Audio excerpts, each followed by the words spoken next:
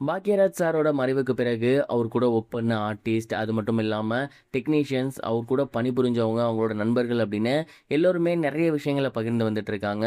அந்த வகையில் சமீபத்தில் பாக்யராஜ் சாரோட அக்கம் பக்கத்தில் இருப்பாங்க இல்லையா, அவங்க ரொம்பவே எமோஷ்னலாக ஒரு சில விஷயங்கள் ஷேர் பண்ணியிருக்காங்க. குறிப்பாக அவங்க என்ன சொல்லியிருந்தாங்க அப்படின்னா, பாக்யராஜ் சார் வந்து அவங்க வீட்டு பக்கத்தில் நாங்கள் இருந்ததே எங்களுக்கு மிகப்பெரிய ஒரு பாக்கியம் அப்படின்னு தான் சொல்லணும். ரொம்ப திறமையான ஒரு இயக்குனர், ரொம்ப திறமையான ஒரு நடிகர். உண்மையிலேயே இன்னைக்கு அவர் இல்லாதது எங்களுக்கு ரொம்ப சங்கடமா இருக்கு. ஏன்னா, எப்போதுமே அவரோட வீடு வந்து கலகலன்னு இருக்கும். பாக்யராஜ் சார் நல்லா காமெடி பண்ணுவாரு. அவங்க வீட்டுக்கு போனோம், அந்த சைடு கிராஸ் ஆனோம் அப்படின்னாலே சிரிப்பு சத்தம் கேட்டுட்டே இருக்கும்.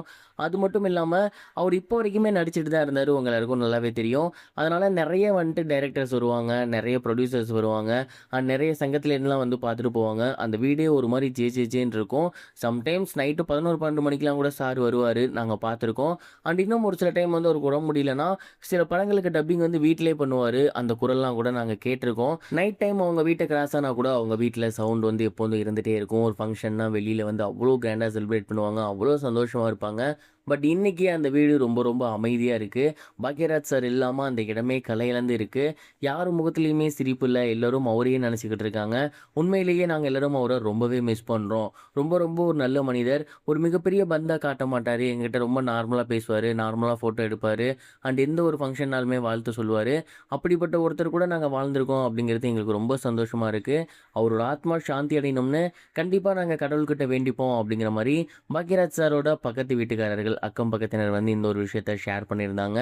பாக்யராஜ் சார் இருந்தாலே அந்த இடம் கலகலப்பா இருக்கும். இன்னைக்கு அந்த வீடு அமைதியா இருக்கே அப்படிங்கிற ஒரு வருத்தம் தான் அவங்களுக்கு. அவங்களுக்கு மட்டும் கிடையாது, ஒட்டுமொத்த தமிழக மக்களுக்குமே அது இருக்கு. இந்த ஒரு மீளா துயரத்திலிருந்து அவங்க மீண்டு வரணும் அப்படின்னு கடவுள்கிட்ட பிரார்த்தனை பண்ணிக்கலாம். இது ஒரு புறம் இருக்க, நடிகர் மோகன்லால் அவர்கள் சமீபத்தில் கேரள வனத்துறை அரசிடம் என்கிட்ட 10 யானை தந்தங்கள் இருக்கு, 13 யானை கைப்பொருட்கள் இருக்கு, இது எல்லாத்தையுமே நான் ஒப்படைக்கிறேன் அப்படிங்கிற மாதிரி சொல்லியிருக்குது. எல்லோருக்கும் மிகப்பெரிய ஒரு ஷாக்கிங் ஏற்படுத்தியிருக்கு.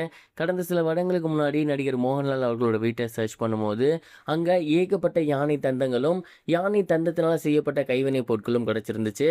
இதனால அவர் மேல கோர்ட்ல கேஸ் போட்டிருந்தாங்க. அந்த ஒரு கேஸ் இப்போ வரைக்கும் போய்கிட்டு இருக்கு. இந்த ஒரு நிலையில நடிகர் மோகன்லால் அவர்கள் அவரோட சோசியல் மீடியா பேஜ்ல என்ன ரிக்வெஸ்ட் வச்சிருக்காரு அப்படின்னா, வனத்துறையிடம் வந்து ஒரு கோரிக்கை வச்சிருக்காரு. அதாவது என்கிட்ட மொத்தமாகவே 10 யானை தந்தங்கள் இருக்கு. அது மட்டும் இல்லாம யானை தந்தத்தினால் செய்த கைவினை பொருட்கள் 13 பொருட்கள் இருக்கு.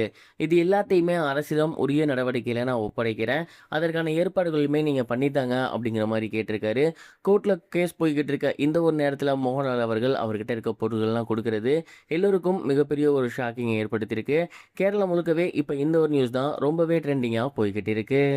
இது வரைக்கும் கனெக்டிங் டிவிக்கு சப்ஸ்கிரைப் பண்ணனா மறக்காமல் சப்ஸ்கிரைப் பண்ணிக்கங்க. உடனடி அப்டேட்ஸ் பெறுவதற்கு நோட்டிஃபிகேஷன் பெல்லையும் கிளிக் பண்ணிக்கங்க.